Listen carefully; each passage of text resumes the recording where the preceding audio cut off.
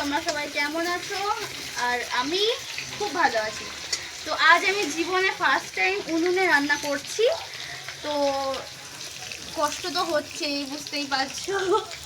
তো মানে ভেবো না যে গ্যাস নাই, বাড়িতে গ্যাস আছে, কিন্তু আমি ইচ্ছা হলো আজকে উনুনে রান্না করা, যেরকম গ্রামের বউরা করে, খুব সুন্দর করে রান্নাগুলো। তো আজকে ফার্স্ট টাইম করছি আমি ডিমের পাতলা ঝোল, মানে হাঁসের ডিমের পাতলা ঝোল করছি। তো এখন কড়াই তেল দিয়েছিলাম, তেল দিয়ে আলু দিয়েছি, তারপরে এত ধোঁয়া বেড়াচ্ছিল, তেল আস্তে আস্তে ধোঁয়াটা বন্ধ হয়ে গেছে। তো এখন আলুটা ভাজা হোক, তো তোমরা দেখতে থাকো। লাল লাল হবে, তবে তো এখনো অনেক বাকি। এই গাইস আমার এখানে আলু ভাজা কমপ্লিট। এখন এখানে ডিম হচ্ছে গাইস, হাঁসের ডিম। তিনটা এখন কমপ্লিট হয়ে গেছে, তো এখন তুলবে, চলো। তো এখন মশলা বেটেছি, কি বেটেছি এখানে হচ্ছে শুকনো লঙ্কা, রসুন, আদা, জিরে, আর এখন দিব এই টমেটো। গাইস এটা ভালো করে অনেকক্ষণ ধরে কষতে হবে, যতক্ষণ না তেল না বেরায়। এই যে এই বাগানে বসে সুন্দর ভিউ নিতে নিতে, এখানে উনুন, আর এই যে আমি উনুন ধরাতে পারি না বলে এই যে আমার ঠাম্মা ধরিয়ে দিচ্ছিল উনুনটাকে। এই যে ঠাকুমা। গাইস তেল ছেড়ে দিয়েছে, এখন দিলাম আলু।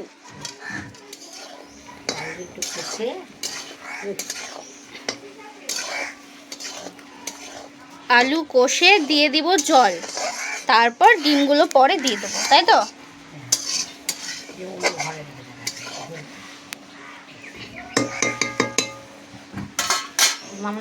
নুন তোমরা সব পরিমাণ অনুযায়ী দিও। কষাটা কিন্তু দারুণ হয়েছে গাইস, দারুণ।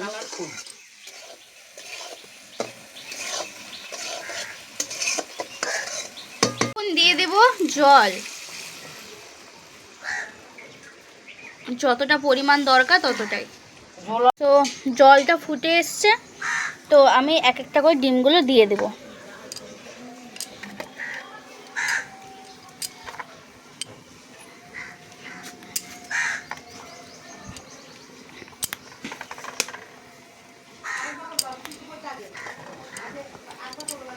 কিন্তু এই কুসুমটা আমার।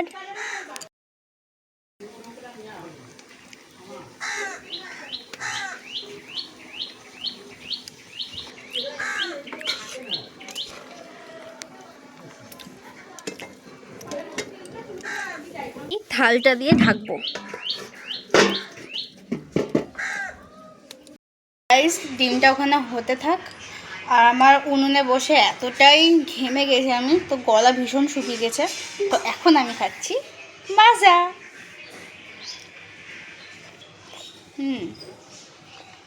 তো বৌদি আমাকে কাজ করছি বলে ডাব এনে দিয়েছে, দেখো এত ভালোবাসা।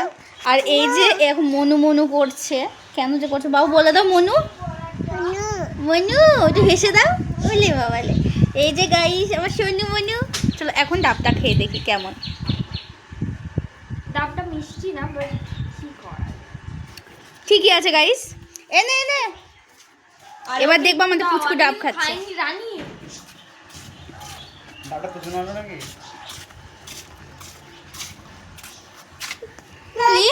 রান্না করে ঢালা হয়ে গেছে, দেখতেই পাচ্ছো কালারটা। আর পাতলা ঝোলটা দেখতে পাচ্ছো গাইস, খেতে অসাধারণ হবে।